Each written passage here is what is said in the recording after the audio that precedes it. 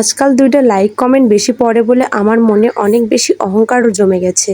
Seriously ভাই, আপনারা না বললে আমি জানতামই না যে আমার মনে এত বেশি অহংকার। অহংকার কাকে বলে সেটা হয়তো আপনাদের দেখে শেখা উচিত। আমি হয়তো জানি না যে ২টা লাইক কমেন্ট বেশি পড়লে মানুষের এত বেশি অহংকার হয়ে যায়। এই তো সেই দিনের কথা, কয়েকদিন আগে কয়েকটা স্যাড পোস্ট করেছি বলে আপনাদের মনে কত ধারণা হয়েছে।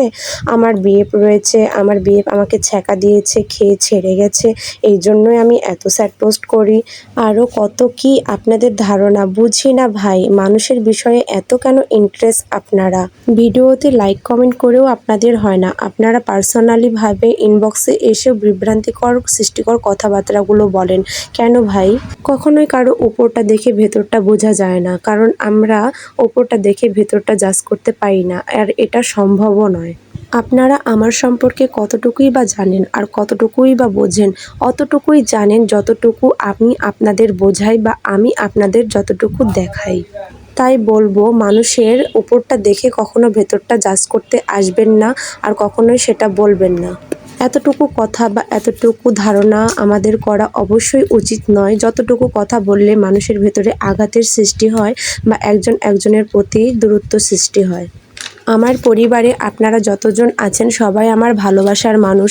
আপনারা আমাকে সাপোর্ট করেন, এটা আমার কাছে অনেক বেশি ভালো লাগে। আজ পর্যন্ত অনেক জায়গায় ঘুরে বেরিয়েছি, আর ঘুরতে আমার তো অনেক বেশি ভালো লাগে। আর কারা কারা আমার মতো ঘুরতে পছন্দ করেন অবশ্যই কমেন্ট করে জানিয়ে দিবেন।